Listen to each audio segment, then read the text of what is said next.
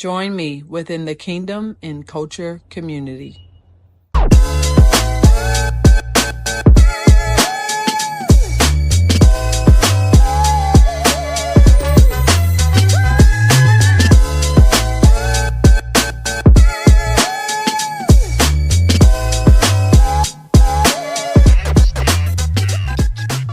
Hey, family, and welcome back to another episode of Kingdom in Culture podcast. I'm your host, Tiara Cersei, and I'm so glad that you're with us today.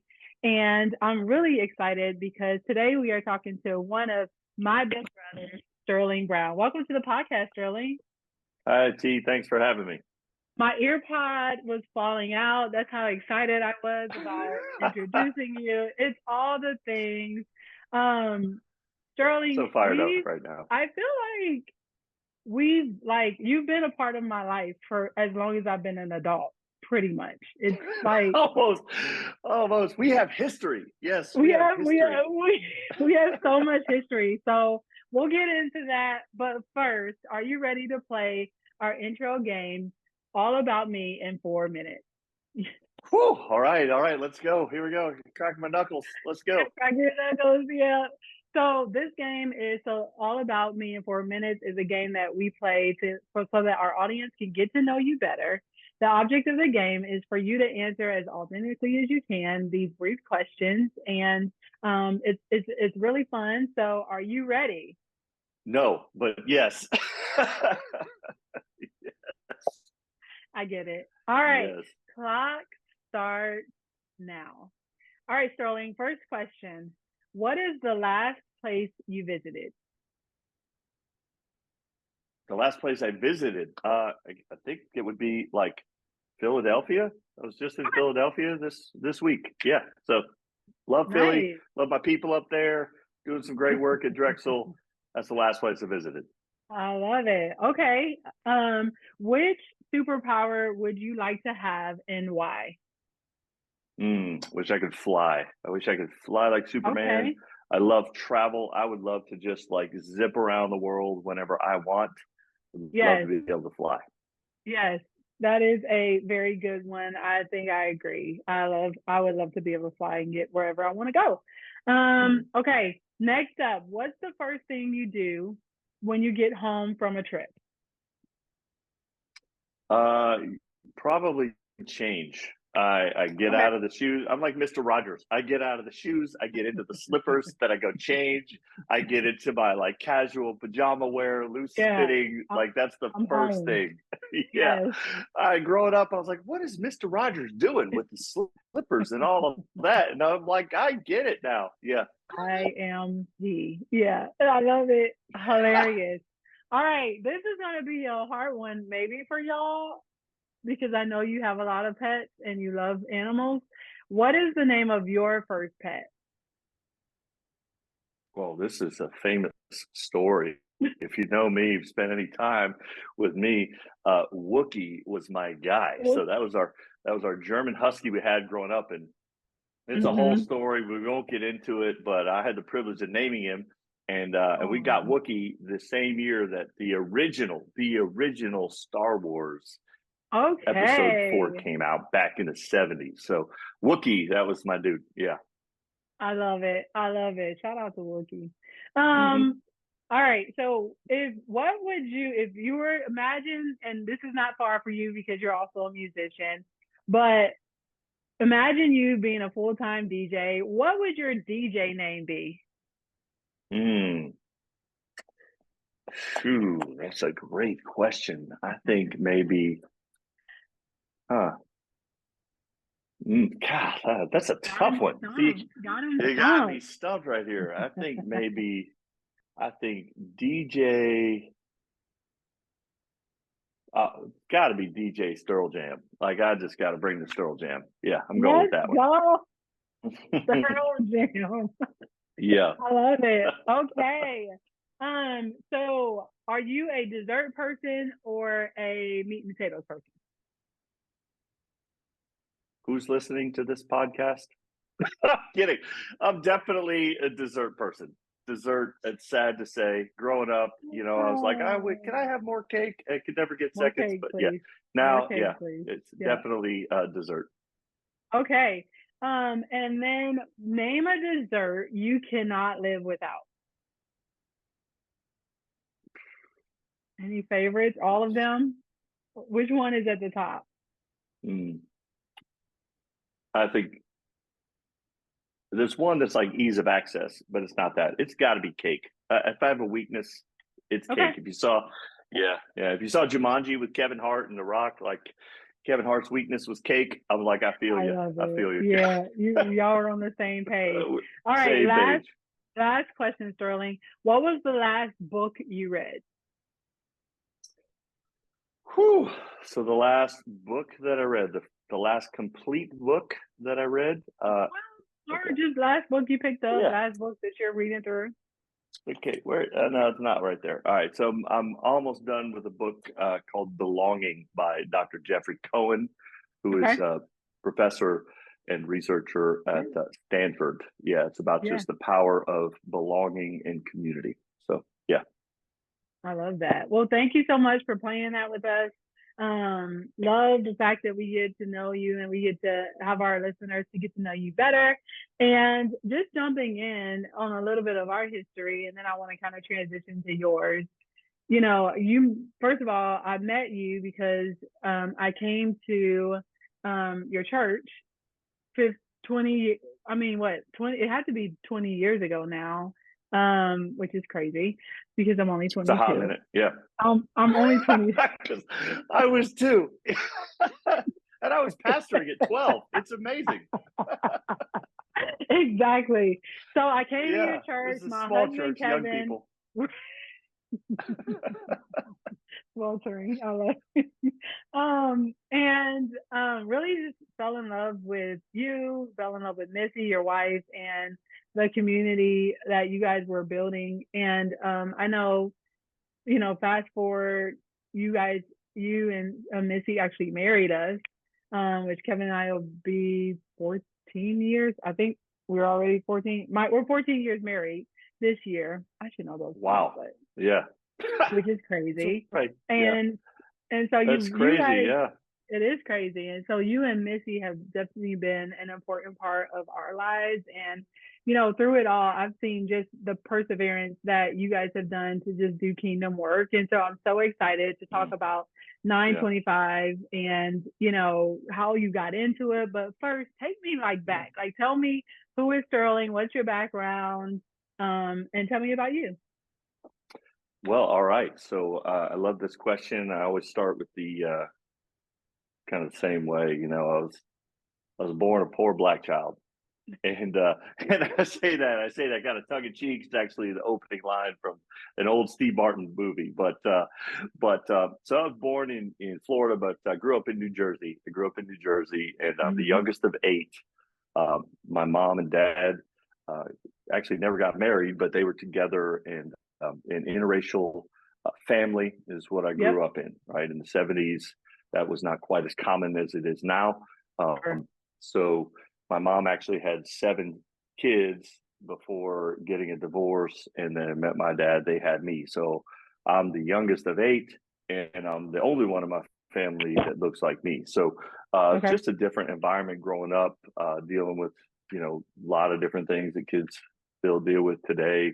Racism, bullying. We didn't really have the same language for those things back then, but some challenges at home, domestically, some different issues. But just growing up in that environment, and then my dad had some stuff happen, and then he wound up kind of being out of the picture for a while. I was just actually sharing a little of this story this morning with the freshmen over at Kennesaw State, right? So, so for me growing up, family, community, that was just, it was kind of something that was out there for everybody else. Yeah. And didn't really know. My mom, God bless her, very supportive. She's no longer with us. Did everything she could to help support, provide safety, environment, all of those things. I found sports early on to be something that I really took to. And that for me almost became like an identity. It Mm. found myself excelling at sports. Found myself excelling at other things. I mean, I enjoyed art. I was pretty good at that. It was almost as if early on it was like you try something and you're either good at it and can pursue it more, or it's like, that's not really for me. And so Yeah. sports and the arts really were two things that marked my life early on that stayed with me. And then I was fortunate enough, I actually had a coach my freshman year in high school. So my freshman year, I had actually gone for my middle school years to live with my brother at the Army base in Colorado Springs. So a lot of full circle stuff going on. You might, my son actually is out in Colorado Springs now playing football at the Air Force Academy. But for my middle school years, I lived there for almost 2 years with my brother. So maybe that just kind of gives you an idea of like some of the challenges we were facing growing up, right? So living with my brother for middle school, then I come back to New Jersey for high school, and I'd never played football, never played organized basketball, but I played baseball all growing up. But that first fall, our PE coach grabbed me and was like, "Sterling, try out for the football team." And I was like, heck no. But, he pressed and he wouldn't take no for an answer. So long story short, he talked me into going out for the football team. And I kind of took to it. And I was like, wow, okay, this is kind of cool. And so then in the winter, I got introduced to organized basketball. So then I just started playing sports all through high school. I love it. But never really thought that football would be an open door creating opportunity for me, right? And so as I got older, schools started calling to say, "Hey, we'd love for you to come play football at our school." And so I wound up having an opportunity to go. I played football and a year of baseball at the University of Richmond. I went there on a football scholarship. I was telling football coaches back in high school, like, I want to play baseball. But for me, it was when Richmond called, they said, "Hey, we got this guy by the name of Brian Jordan, who had a great career in college, got drafted in the Major League Baseball draft. And oh, by the way, getting drafted in the NFL draft, wound up being incredible two-sport professional athlete. He was graduating as I was graduating high school. So it was like, wow, I finally could see sports and my passion maybe creating opportunities for me. And so I went to Richmond in the South, the capital of the South. That in and of itself was a little different, but I went there and played all 4 years of football at Richmond. I played a year of baseball.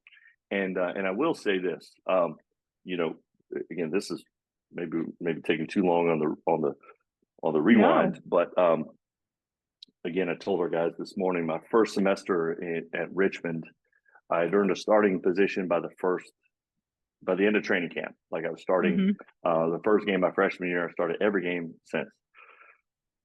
But in school, I didn't really have the skills or the internal character, self-discipline, drive, motivation, sense of purpose, and clarity about why am I here.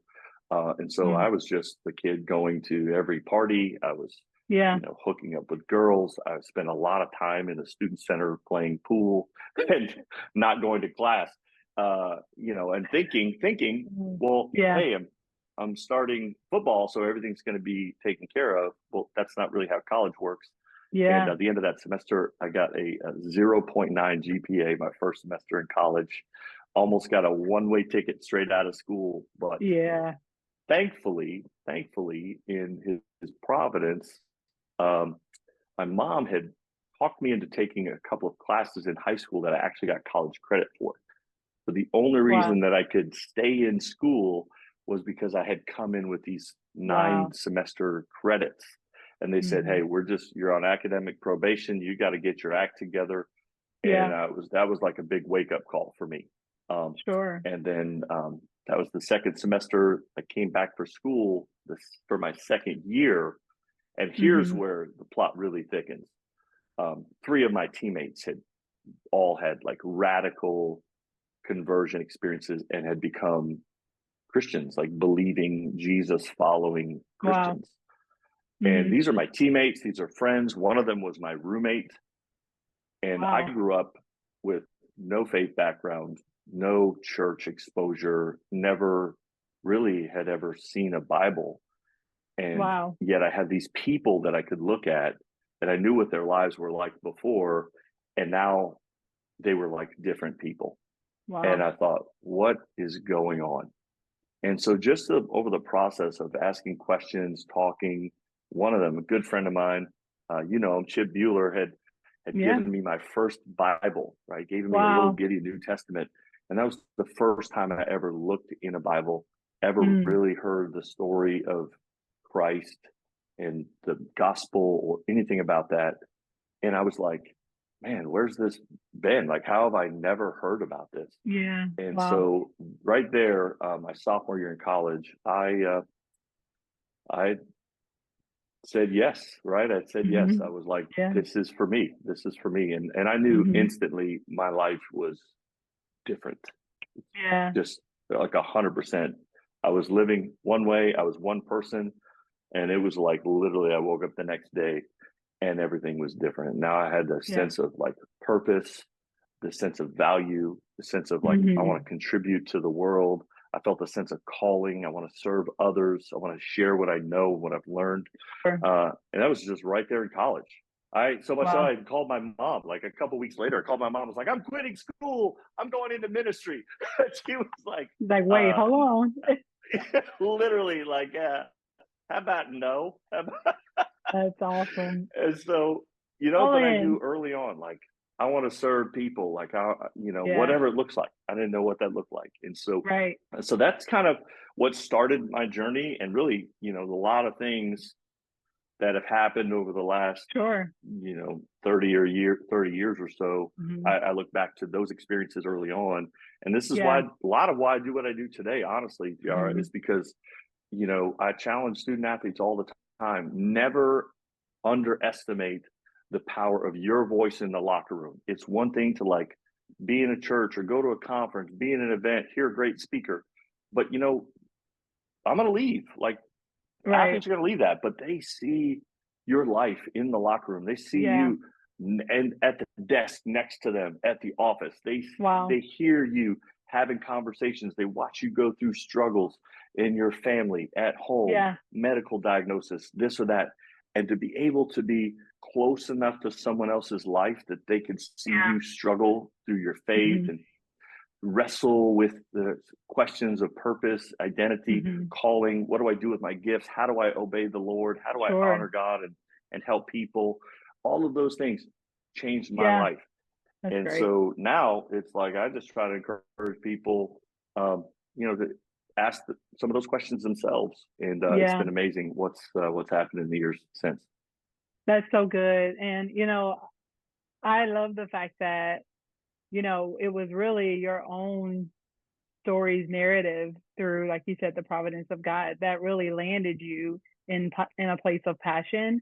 Can you talk a little bit about throughout those years of journey, right? Because you didn't just end up as the CEO of 925 Leaders, right? There was a process to this. And can you talk a little bit about from that transition? I mean, I think a lot of our listeners are in that place of passion, holding that tension between, you know, purpose and paying their bills, right? What does that tension look like? And then how do you practically maneuver that? How do you know what's next, what to do next in the midst of, you know, raising a family, trying to make sure that you can feed your family and provide? And so what was that journey like for you? And, you know, just can you share a little bit of that? Gosh, you know, that's a loaded question. I had a good friend of mine, Timothy Alexander is one of our partners. You can get his information from our website. And he actually shared this with me the other day. He said, you know, the thing about a great story is you need a great story. Right? Meaning like there's the hero and the purpose, and then all of a sudden the tension and the darkness and the questions and the adversity. Like you realize every great story has those things, right?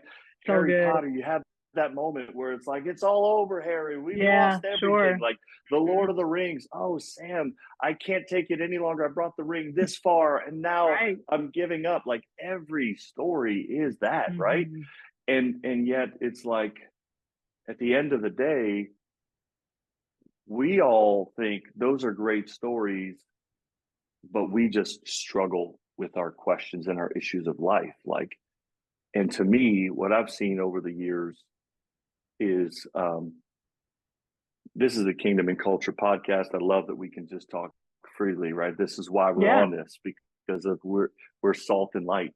But as a person of faith, what I've seen over the years and my personal experience has been, you know, when it looks really bleak and you're questioning everything and you feel like I have completely missed the boat, Yeah. right? It's on the other side of those moments. Yeah. I feel like I learned a long time ago a hard lesson that it's like you win if you don't quit. Yeah. And before we started the recording, you mentioned tenacity and all of those things. Mm-hmm. And I think if I have one, real superpower right now, Yeah. like we talked about, Right. I wish I could fly, Right. but if I have one real superpower, it's like I feel like I'm too dumb to quit. Like I Yeah. wanted to quit. I felt discouraged. I've had So moments where it's like good. I'm ready to give up, but it's like if you just hang in there, Yeah. what I believe about God is that he's number one, he's good. Yeah. And that number two, he's not abstractly good. He's not just good out there, like good Right. enough to set the sun in the sky so that we have Mm-hmm. warmth or to send rain, in different seasons. Like he Yeah. is intimately good and he Yeah. knows what we are going through. And not only that, but he is for us.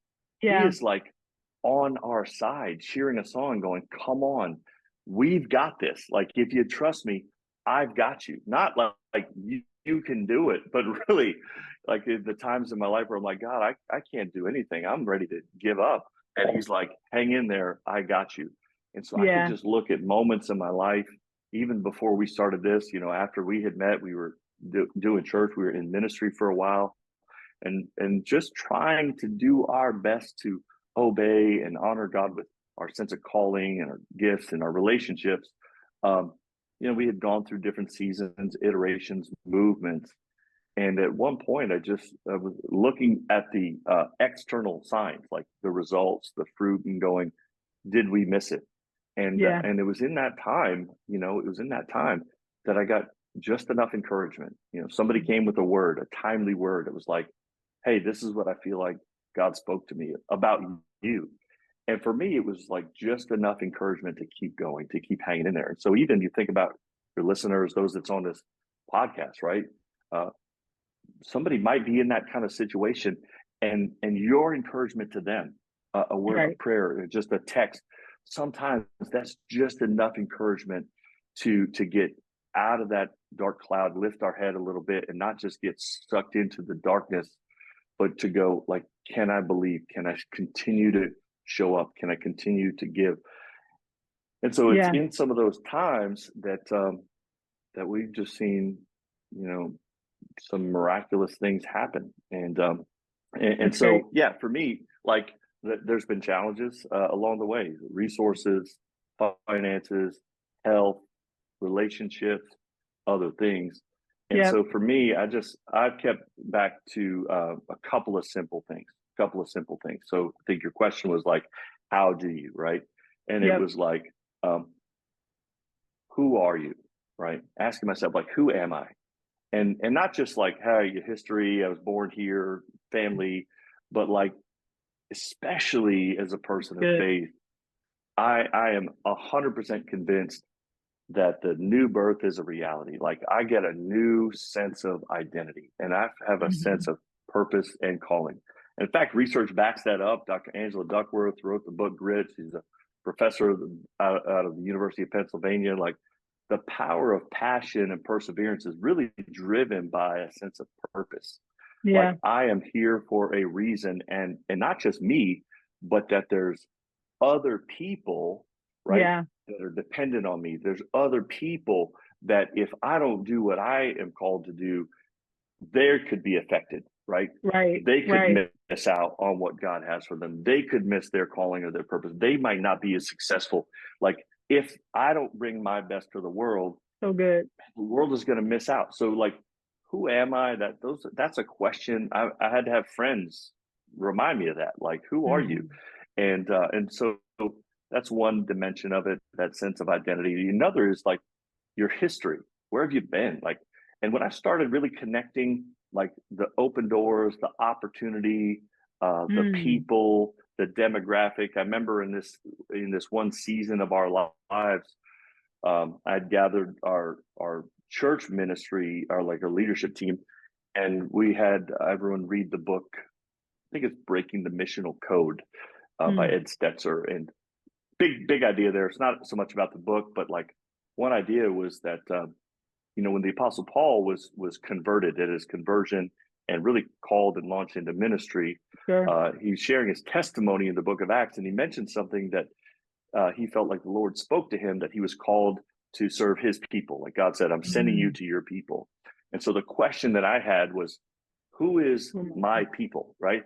Asking our leaders, like, who is my people? That's good. And so I'm asking the leaders that, and then I had a good friend of mine, right? Jay Harmon looks at me, he goes, Sterling, who is your people? And I thought, well, that's a great question. And I was like, and here's the thing, in full disclosure, like total, this is like as honest as I could be, since it's just you and me talking, right? Right. Nobody else in the room. It's just you and me talking. Yep. I was afraid, Tiara, to honestly acknowledge who I felt my people were. I was like, it's athletes. It's athletes. Some artists, but it's mostly athletes. That's really outside of my family, but like the community, the people, the most comfortable, like language, culture. When I started looking back and realized like I could walk into a room and talk to the GM of this professional sports team. I could talk to this head coach. I could talk to this professional athlete. I have talked to these draft picks, like NFL draft picks. Right. I've talked to these high school youth or youth sports kids. Every one of them, I feel comfortable. Like that's like my people. But for me in that season of life, it was like, for some reason, I had this idea, this kind of manufactured idea of what that should be, right? Yeah. And I was almost afraid to acknowledge.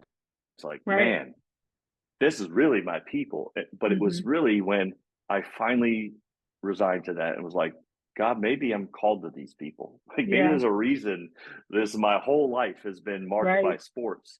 And I almost really said like yes to that. Like I'd been in coaching. I was at Florida State for 5 years, NHL chaplain. Like I had been in and around athletics, but it was like internally in my mind, and that sense of like ownership of an identity. I'd never made that connection. Right. And so it wasn't until I said, you know what, that's my people. And that's who I'm called to serve. Yeah. And it was like, it wasn't overnight. I wish it would have been a lot faster, saved some trouble. But it was like everything changed. Like from that point till now. I mean, it was just like, wow, like. Hey friend, I wanted to quickly interrupt this podcast to say thank you. Thank you so much for listening. And it's my heart that Kingdom in Culture would be a community where you and your community can come and we can learn from each other and share best practices. So help me do that by mashing that subscribe button if you haven't already, and share this episode with 3 friends. Finally, if you can mash that like button on this episode, it helps us to get the word out about Kingdom and Culture. Now, back to the episode. I've been on, 70 different campuses, spoken to thousands of student athletes. We've got so many people come to faith, like because of some of the work that we do. We've got open doors in these unbelievable places. Like I've been at Kennesaw State, the first ever Division I director of character development. Like who does that? It was just at the United States Naval Academy, speaking of their team, partner with schools all over the country. Yeah. And I'm like, who am I? Like, I don't deserve this. Like, I'm just a guy with an art degree. Like, what is going on? But but there's that sense of people. Who are those people, right? So it's like, who am I? what's my history, who are my people, and then I think the last component was like, where do I really feel like I thrive, like I just kind of come alive, like I've enjoyed being Mhm. around people doing stuff, and most of that has been in sports, even in now with serving. Like Yeah. I'm not a spreadsheet guy. Like I don't just get Yeah. motivated to just make charts and Mhm. like checklists, but like, man, I got an opportunity to meet with a coach or to meet with the team or to help a group of student athletes or professional athletes, whatever, like take some steps in their lives. I'm like, sign me up Yeah. all day, like Yeah. whatever. And I'm not worried about like, hey, what are they going to think? Am I public speaking? It's like, no, you need help. If I have something that can help you here, this is great. Yeah. That's So I great. think that component of like, what do I have to give? I remember reading a story. Well, you think about just Moses. Like what I'm not saying is I'm Moses. Like I'm not saying that, right? But I think there's a lesson, right? When Moses Yeah. was called and it was like, hey, I'm sending you to go do this awesome thing. Moses kind of looking inwardly, Mhm. like most of us, could only see his fears and insecurities and what he Right. lacked and what he Right. didn't have for what he thought the mission was. And he was like, what do I do? And God was like, what's in your hand? Yeah. Right. And so for me, it's like, oh yeah, like this is what I've been doing. This is what's been in my hand. And oh, by the way, the other component was he was like, well, I'm not great at speaking. He was like, hey, by the way, I've got this other guy, right? Your Right. brother-in-law, and he can help you, right? So Right. just being able to team up, like knowing you don't have to carry it all yourself. Right. Right. That's been another component. But I wish I could just boil it down to like a couple of things, but No, that's what this I've is so seen. I've good. seen a faithful God. David said, "The Lord is my shepherd." I've seen His faithfulness lead me and us if we just continue to trust, continue to keep moving in the direction, trying to serve and add value to people. Look at who Yeah. we are, who we've been, our history, what's in our hand, Mhm. and then just try to add value and contribute to others in a way that's helpful. And I've just watched them do incredible things. Yeah, no, those are such good points in terms of how to really internalize and recognize what is practical for a next step, the how to, as we put it. Mm-hmm. Um, I want to dig a little bit into the piece that in between, right? Because you were wildly successful at being at KSU, having the opportunity. I think you were there 10 years, right? Mm-hmm. As a full-time staff member, and then making that decision to go and now leading as CEO of 925 Leaders. And so, how did that transition happen? And, was it like you got a word and, next thing you know, you were like, okay, I'm going to consult from now on? Or, like what Yeah. practically? Because I think once we internalize the practical things of what's next, it's like, how do Mm-hmm. you know when to move, right? Because timing is Yeah. so essential in these Yeah. steps, and navigating timing, allowing the spirit of God to obviously help lead us. But just practically, can you share a little bit on how this happened for you? Mm. Yeah. So practically, we can't, like a caution against over, I guess, spiritualizing things in a sense, Yeah, like that there was some sign or like a light from right. heaven or a voice, lightning bolt. Exactly. Like we all would love those things, but sometimes God will speak through circumstances. That's one of the Yeah, ways. You just look around and be like, what's actually going on? right. And as we were just in this season, for I will tell you, for a couple of years, it was like we felt this little nudge, like, Hmm. hey, have you thought about this? Or hey, you could do, um, what if you stepped out, right? And we Yeah, over the years we got like different types of encouragement. Somebody's like, man, I had a dream about you. And somebody sure. else called and was like, I just had this sense like God's saying to step out of the boat, whatever that means. Hmm. And I was like, whatever that means. But then, Yeah. looking practically at circumstances, there was COVID in 2020. And I will say, like, shout out to Dr. Tim Elmore, Growing Leaders, unbelievable. Yeah. leader. Like, I'm so grateful for his impact on my life. He helped to really help me to see a model of something that I had been doing practically, been kind of Mm. trying to figure out early on, and Yeah. really helped to speed up the process early on at Kennesaw State. And so for a number of years, I think 8 or 9 years or so, we partnered together with growing leaders to serve like as a national consultant and speaker for Sure. athletics. And so I think because of my background as a Division I student athlete, as a Division I, Power Five coach, and then Division I student athlete development professional practitioner, I had kind of I mean, I still do, but I have like a unique perspective, right? Sure. Sure. In terms of ways to add value to some of the things that's going on with student athlete cultures, student athletes and culture. And so so we were, doing some different things. Well, then COVID happened, and almost all of that completely stopped, right? And so in the work that I was doing on campus, and just from what some of the research that I could get my hands on was saying, it really just highlighted the fact that, even though we'll say like speaking events had kind of stopped, like opportunities to go different places, they were in a different season, transitioning, kind of doing some things from an organizational standpoint.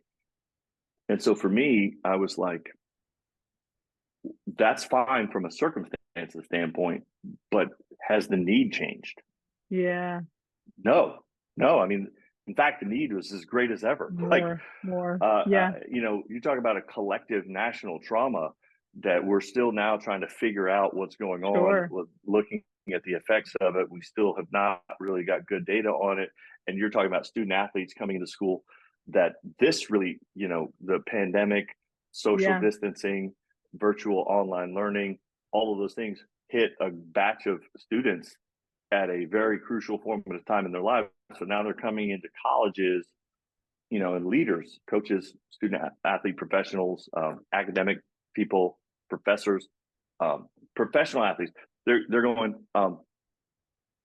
gosh, the social connection, the emotional intelligence, the relationship skills, the priorities. It's all too easy to just like be on the phone, be on a device, right? I saw APA put out a study that said 15 to 19-year-old girls today are on a device like 7 hours a day.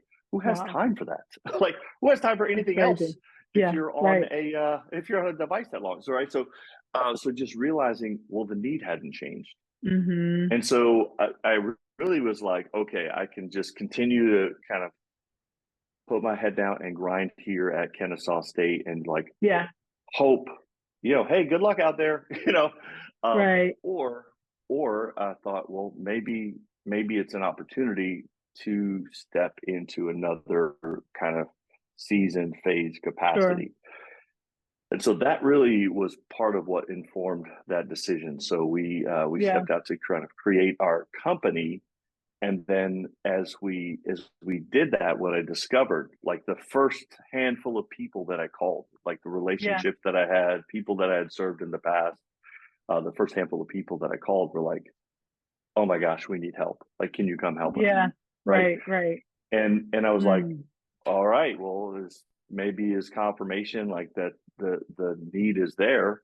And then I was left with the decision, well, okay, I still work full time for a school and I'm really giving my time and focus here. I don't really feel in good conscience I can like build this company that's helping everybody else and then turn around and be like, oh, I'll show up and work like my full-time job here. So it really was this kind of like, all right, are we stepping out or not? And so that's where we just felt like, all right, maybe we've got like a little bit of savings, wish we had more in savings, but we're going to step out. And so I literally went in and then the other component of this, that I do have to say is I spoke to my boss, like our athletic director, and we had been talking about this. And I remember he had asked me, he was like, what would be your ideal scenario? Like, hey, if we, we can't give you a raise or whatever, like how do you feel like you could serve best. And I just said Milton Overton's the director at Yeah. athletic director at Kennesaw State, like unbelievable. And I said, for me, with the work that I've been doing here and the work I've been doing, we've had even over the years people call and say, Sterling, can you help us do at our school what you've been doing there? Like, can you send Yeah. us something? Can you help do training, other things? And so I just said, Milton, like, if I was to draw it up, it would be like to walk out the door as an employee and Yeah. to walk back in as a consultant contractor or serve Sure. the department in some way, like I do other schools. Mm-hmm. And he was amazing about it. He was like open and creative and like, let's Love it. figure this out. Like, if there's a Yeah. new reality. And so that's what we Mm-hmm. did. So I literally turned in a resignation letter, and like a month later I turned in a proposal. I was like, hey, Okay. this is what we could do.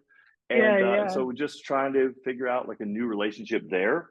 Mm-hmm. But at the same time, to see some of the other opportunities that have opened up For because sure. we took that step, right? Because Right. we took that step. So again, we partner our company. We're up at Wayne State in Detroit.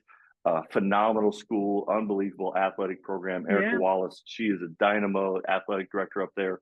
Yeah. But last year we were up on campus every month, right? So Yeah. going up there to serve the athletic department, speak to the teams, encourage the coaching staff, right? But Mm-hmm. that could only happen because we actually took this Yeah. kind of leap over here to say, Right. hey, let's change the nature of this relationship so that we can better serve others as well. Mm-hmm. And so that's been some of how really Yeah. God's shown his ability Mm-hmm. to kind of provide as he's Yeah. guided.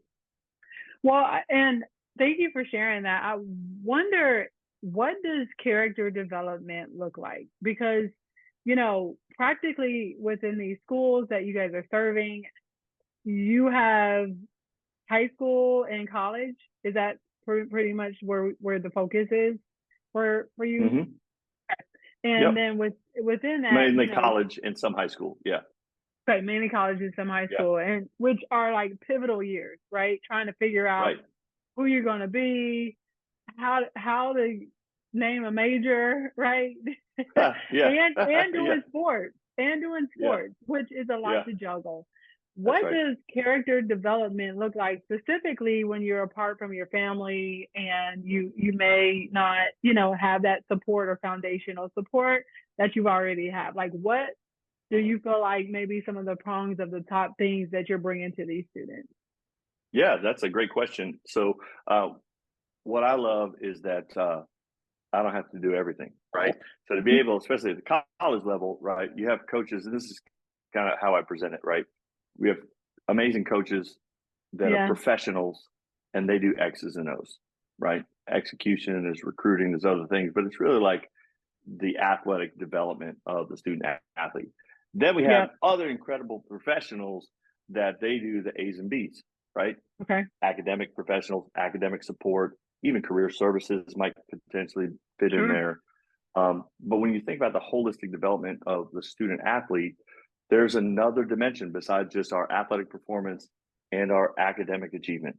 It's how am I growing as a person, right? So for Mhm. me, it was really inspired by the biography of Booker T. Washington, written by Stephen Mansfield. Then Darkness Fled, where I remember reading this, and I had no idea like what an incredible individual, like inspiring story, For like sure. the work. I mean, just like wow. But he had really like a three-point mantra, right? In leading those students that just happened to be former slaves, right? At Tuskegee University, and it was the head, the hand, and the heart. So when I think about character development and the holistic development of a person and a student athlete, what modern research out of the University of Pennsylvania, some other places, really has confirmed is that a life of virtue and character just boils down to those three things, right? Booker T was onto something, that it's the head. So that's like my values, how I think, my growth mindset. It's my perspective about life, my sense of self and identity. It's the hand, right? What practically, like, how can I serve, contribute, take my skills, add value to others? Obviously, in his context there, it was like the skill of building and agriculture and some of those things. So what that meant for me, even when we were crafting an initial game plan for character development at Kennesaw State, we wanted a curriculum or some conversations that we could have to inspire and challenge the head, the thinking, right? The leadership perspective of student athletes, and then also to create opportunities to serve, give back, and add value. So partnering with community partners, engaging in community service, doing good for others, which, by the way, is probably the top thing that any individual could do for their own well-being and mental health. It's like to serve others, right? So to be able to create partnerships and get out in the community, engage kids, engage the those struggling financially, those at the children's hospital, but just to get outside of ourselves, where we can all just get so overwhelmed, feeling like I'm busy and I have so many things to do, but to just take a few moments to give back and serve, like that's that hand piece. And the third component of that is the heart, right? It's that sense of identity, the values that drive my behavior. It's my beliefs and my belief systems. I tell people all the time, right? Especially at a state school like Kennesaw State, my role was never to tell people what to believe, but to challenge them to consider that their beliefs drive their behaviors. And if we don't spend time to think about, just like I didn't that freshman year, that first semester in college, I never really gave a lot of thought to my purpose and why am I here and who has impacted my life and what does it look like to live with gratitude and a sense of responsibility to my community or my team. Like I never thought about that. It was just like, this feels good now, go to this party. And so so the heart piece is our relationships, our emotional intelligence, our ability to connect with others in meaningful ways that drives and fuels a sense of like belonging and collective identity that's driven from a personal identity. But my message to coaches, like I told you, I think it was at Drexel on Monday. I did a lunch and learn for like 7 schools in the Philadelphia area. And this is all we were talking about. Like a sense of belonging is not a byproduct of success. Like, oh, we win, so I love you, man. No, it is a condition for it. If we want to do anything great, like our team, our company, our business, our organization, our family, whatever it may be, like we've got to take time and drill down and connect. We've got to get better relationships. We got to learn how to communicate and express emotionally. We got to convey gratitude. We got to spend some time getting to know each other beyond the surface level. And guess what? That actually can impact and improve our performance, right? Great teams, every great team, like just think about athletics, any team that's won anything in the last 10 years, what do they talk about at the end of their success? The bond, the connection, how much they love each other, their commitment, their buy-in to their purpose, their selflessness, right? Just saw a great article, Joe Mazzulla from the Boston Celtics, talking about just developing this sense of like selflessness, guys doing the little things because they're bought into each other, right? And all of those things come from this place of heart, like we're in this together, right? And yet so often in like sports, just like in business, we want to get to results, we want performance. Like let's look at the KPIs. Are you doing the stuff? Did you make the calls? Like are you doing the different things? And we miss this vital element of the heart, right? So character development to me is the head, the hand, and the heart. That's a short way of saying there's a lot that could go in there. But for me, that was like a framework of what I want to do with my life. And I remember reading that. And this is before we even started this work at Kennesaw State or beyond. And I remember reading that. And I had this thought, what else is there? Like, that's it. That's it. I was like, that's it. So, for me, I was just like, had this, that was like the epiphany, right? That was that moment of clarity of like, if I just focus on these things and try to find ways to help others that in whatever way that I have the opportunity to add value and lend my influence, then that's what I want to do. And so, yeah. I love that. I love that. Last question for you. When it comes to character development, for folks that, are athletes, we know statistically that many athletes that are in college don't end up going into full-time careers in sports. They Mm-hmm. transition back into the workplace. Mm-hmm. Um, with people that are not in sports, right? The rest of us Mm-hmm. that weren't in sports. My husband played football in college. I didn't. And Mm-hmm. so both of us though had to evolve as we were in college, and then outside of that, really lean back into those character development traits that you just talked through. What would you say to the person that's working now? How do they continue this work? Right? Because, I think it's great, like, to have a Sterling at your school. And I encourage, if you're a leader, you're in education, bring Sterling in, have him come and consult with you, specifically, around how to infuse that third prong into Mm-hmm. your culture for your school. The rest of us, that are working 9 to 5 jobs, what does character development continue to look like? How do you continue that work? And where would you say to start? Loaded question. I got to get it all in before we. Yeah, no, I mean, it's a loaded question, but I think in some ways it's simple, right? It really just gets Yeah. back to those three things. So when you think about, any great team, I read the book, The Wisdom of Teams by Katzenbach and Smith, more of a management book, and they introduced the idea of a team performance curve. Now, a lot of people in leadership or organizational development, maybe they're familiar with Tuckman's model of the curve. It's like the form, the Yep. storm, the norm, and the transform, like the different stages Yep. of team development. So theirs is a little different. Um, but it was like, I remember reading that book and there was this aha moment, like what separates great teams, like the high performing teams from really everybody else. Like there's different things, like certainly you got to have commitment, buy-in, collective sense of Sure. purpose, like that kind of thing. But what sets that group apart? And one of the big things was just this collective sense of like community, like us, Mm-hmm. right? Like we are part of something Yeah. and it's meaningful. And so I say all that to say, um, I think it's really, I mean, it's a loaded question, but I think it's simple. Um, at the end of the day, we are social creatures, right? We are human beings, not just human doings, and we Yeah. all, so easy to just be like, "Hey, what do you do?" You meet somebody, and that's one of the first questions that come up. What do you do? And it's Right. like we want to associate our identity with our job, our performance, our results, like Right. our role or whatever. But at Yep. the end of the day, like we are people first, and where people thrive. I encourage you to get the book by Dr. Martin Seligman, Flourish. Like there are a few simple elements of human flourishing, right, that Yeah. help create an environment of happiness where I show up and I'm engaged, right? And it's a Mm-hmm. positive emotion, right? Engagement, relationships, Yep. meaning and purpose. How do I make sense of this adversity?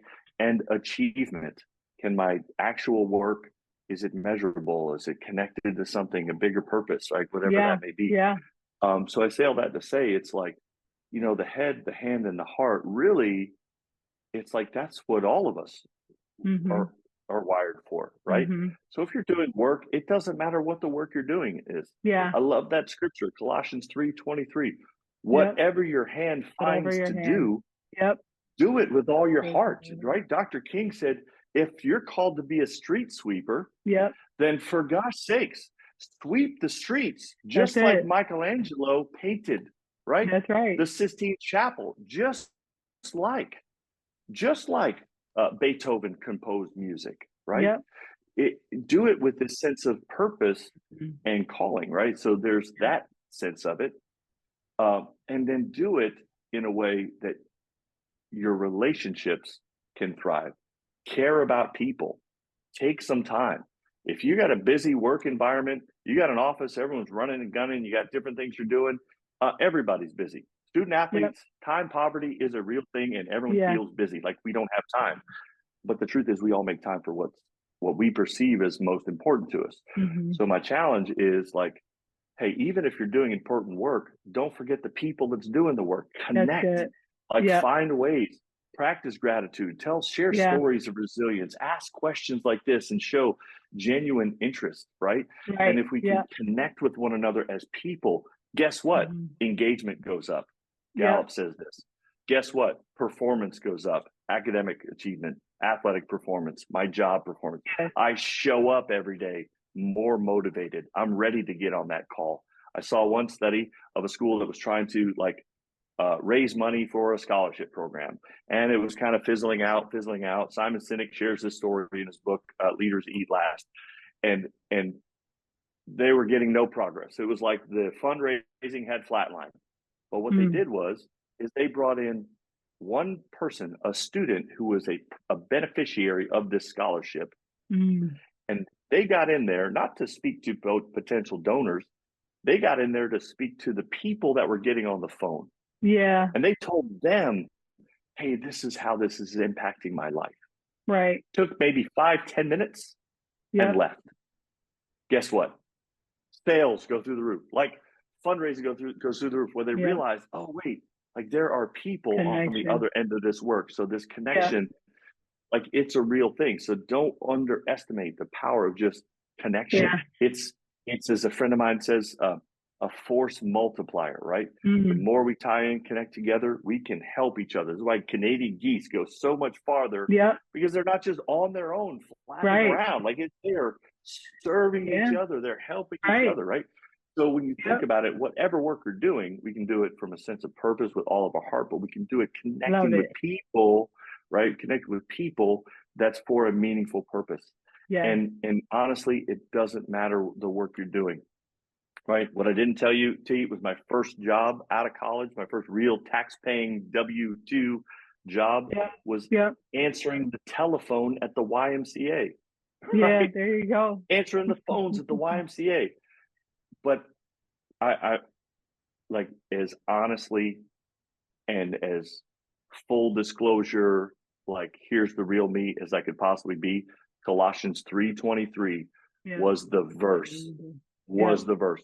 I was like, I'm going to answer these phones for the glory of God, right? With a great attitude, show up, be positive, and I want to take pride in having a humble position, right? Yeah.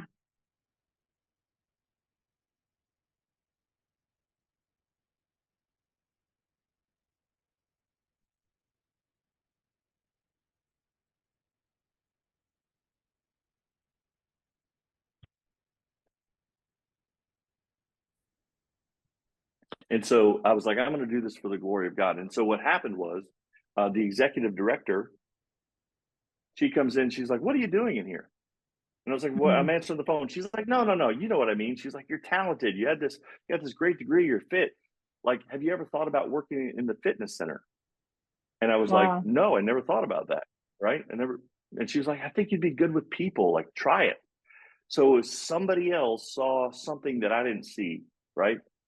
Just like that coach, my 9th grade year, that was like, Sterling, I think you should try football. Somebody else looked at my life and was like, I think you could be good with people in this area.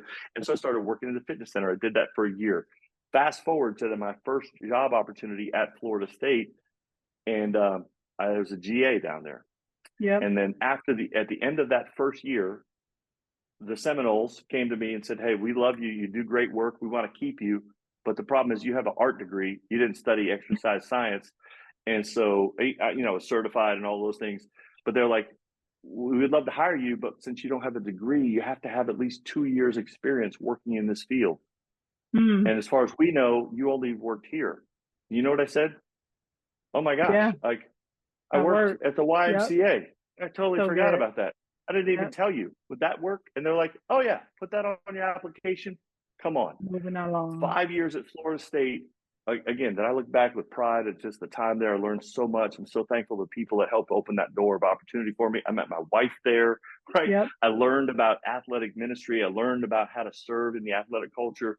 And to this day, I still tell that story. And it's opened up so many doors to impact so many people's lives that at the time, I was like, oh, I just got this sucky job answering the phone, right? Right. So Colossians 3:23 Whatever you is do. the real deal. Whatever you Yep. do, right? Do it with all your heart. I love it. Trust God. Like he will Yep. lead you. He cares for you. He is for you. And he can turn it around even when it looks bleak. If you'll trust Yeah. him, connect him with people and consider like how could you serve and add value to others? I'm telling you, I think you'd be amazed at what he'll do with your life. That is beautiful. Friends, I hope that you are able to take something. I know there were so many takeaways for me. So Sterling, I really appreciate you coming on to share with our community. And if you guys want to hear more episodes like Sterling's, please go to his website at 925leaders.com. You can learn more about Sterling as well as the work that he's doing, learn about his team, and call him in, because I would even challenge more than, he works specifically in sports, but outside of that, he's just a great guy and an amazing speaker that helps to bring leaders higher. And so be sure to consider him when thinking about your upcoming leadership events and speaking engagements. Sterling, thank you so much. It's Oh my always such a gosh. Thank you, pleasure T. to do talk, whatever with you. It's just the best. So thanks again for being on the podcast. What an honor, absolute privilege. You are a dynamo, and I'm so proud of you. Aww. This is just incredible what God's doing with your life, and I'm so excited to be a part of this. So thank you so much. All right, guys. We'll talk soon. Bye.